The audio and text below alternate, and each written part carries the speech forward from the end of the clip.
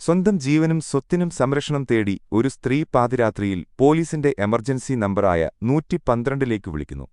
നിമിഷങ്ങൾക്കകം പോലീസ് അവിടെയെത്തുന്നു. പക്ഷേ അവർ ഗേറ്റിനു പുറത്ത് വെറും കാഴ്ചക്കാരായി നോക്കി നിൽക്കുന്നു. അകത്ത് ആ സ്ത്രീ വാതിലിൽ തട്ടി നിലവിളിച്ചിട്ടും നിയമപാലകർക്ക് അനങ്ങാൻ കഴിഞ്ഞില്ല. കാരണമെന്താണെന്നോ? അത് സാധാരണക്കാരന്റെ വീടല്ല. സംസ്ഥാനം ഭരിക്കുന്ന ഒരു ക്യാബിനറ്റ് മന്ത്രിയുടെ ഔദ്യോഗിക വസതിയായിരുന്നു. ഭർത്താവിന് അധികാരവും പണവും പോലീസിനുമേൽ സ്വാധീനവുമുണ്ടെങ്കിൽ സ്വന്തം ഭാര്യയ്ക്ക് പോലും ഈ നാട്ടിലൊന്നും ചെയ്യാൻ കഴിയില്ലേ? ഒരു മന്ത്രിയുടെ ഭാര്യയുടെ അവസ്ഥ ഇതാണെങ്കിൽ കേരളത്തിലെ സാധാരണക്കാരായ സ്ത്രീകളുടെ സുരക്ഷ എവിടെയാണ്? ഇന്ന് നമ്മൾ സംസാരിക്കുന്നത് കേരള രാഷ്ട്രീയത്തെ പിടിച്ചുകുലുക്കിയ കെ.ബി. ഗണേഷ് കുമാറിന്റെയും ഭാര്യ ബിന്ദു മേനോന്റെയും വെളിപ്പെടുത്തലുകളെക്കുറിച്ചാണ്. അധികാരത്തിന്റെ ഇടനാഴികളിൽ ഒരു സ്ത്രീയുടെ ശബ്ദം എങ്ങനെ ഇല്ലാതാക്കപ്പെടുന്നു എന്നതിന്റെ നേർചിത്രമാണിത്. ഒരു സിനിമയെ വെല്ലുന്ന രംഗങ്ങളായിരുന്നു അന്ന് മന്ത്രിമന്ദിരത്തിൽ അരങ്ങേറിയത്.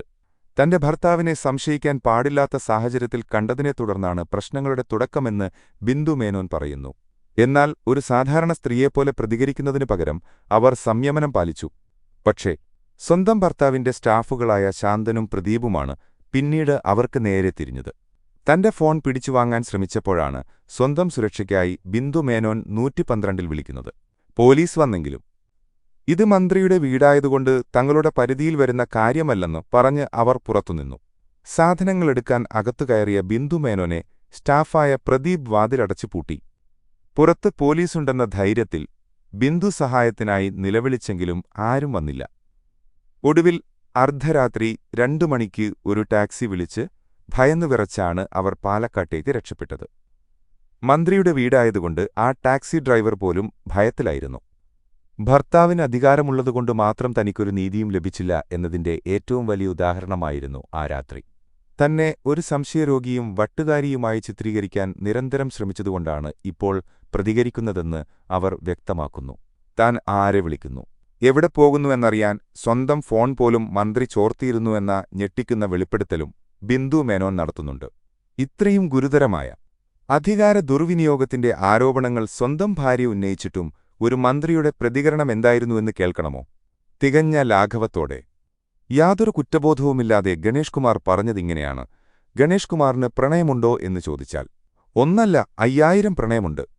പ്രണയിക്കാത്തവൻ പൊട്ടനാണെന്നും അവന് തലയ്ക്കെന്തെങ്കിലും അസുഖം കാണുമെന്നുമാണ് അദ്ദേഹം ഇതിനെ ന്യായീകരിച്ചത്. ജവഹർലാൽ നെഹ്റു, മാധവിക്കുട്ടി, കമലാ സുരയ്യ, പുനത്തിൽ കുഞ്ഞബ്ദുള്ള തുടങ്ങിയ മഹാന്മാരെ ഉദാഹരിച്ചുകൊണ്ട് ഈ പ്രണയങ്ങളെല്ലാം സ്വാഭാവികമാണെന്ന് അദ്ദേഹം വാദിക്കുന്നു. ഭാര്യയുടെ ആരോപണങ്ങളെ വെറുമൊരു തിരഞ്ഞെടുപ്പ് ഗിമ്മിക്കായി തള്ളിക്കളയുകയാണ് അദ്ദേഹം ചെയ്തത്. താൻ വർഗീയവാദിയോ അഴിമതിക്കാരനോ അല്ലെന്നും പത്തനാപുരത്തെ പാവപ്പെട്ട ജനങ്ങൾക്ക് കുടിവെള്ളവും റോഡും നൽകുന്ന ജനകീയനായ എം.എൽ.എ. ആണെന്നും അദ്ദേഹം പറയുന്നു.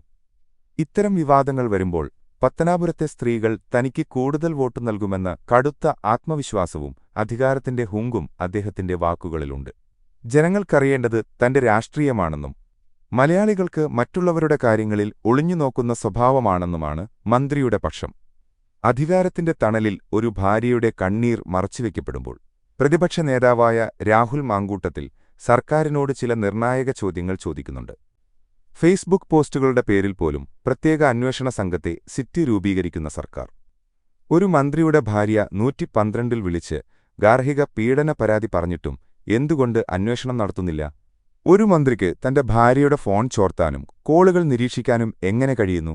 ഇത്രയും വലിയൊരു ക്രിമിനൽ കുറ്റം നടന്നിട്ടും ആഭ്യന്തര വകുപ്പും മുഖ്യമന്ത്രിയുടെ പോലീസും എന്തിനാണ് മൗനം പാലിക്കുന്നത്? മുഖ്യമന്ത്രിയുടെ മകളെ വിളിച്ചിട്ടുപോലും ഈ വിഷയത്തിൽ യാതൊരു നടപടിയും ഉണ്ടായില്ല എന്ന് രാഹുൽ ചൂണ്ടിക്കാണിക്കുന്നു. ഒരൊറ്റ അടിക്ക് 3 അവകാശികളുണ്ടായ ആളാണ് ഗണേഷ് കുമാർ എന്ന് അദ്ദേഹത്തിന്റെ പിതാവ് ആർ.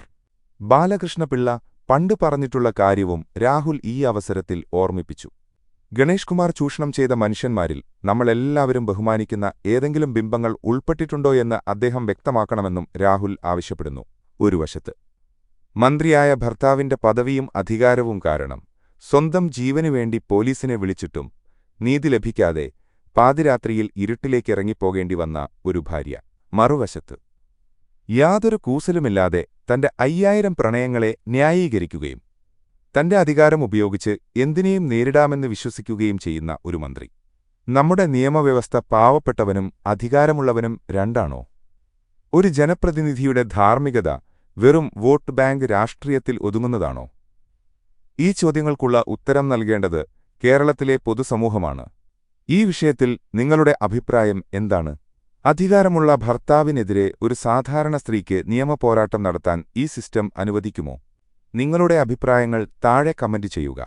വീഡിയോ ഇഷ്ടപ്പെട്ടാൽ ലൈക്ക് ചെയ്യാനും ചാനൽ സബ്സ്ക്രൈബ് ചെയ്യാനും മറക്കരുത്.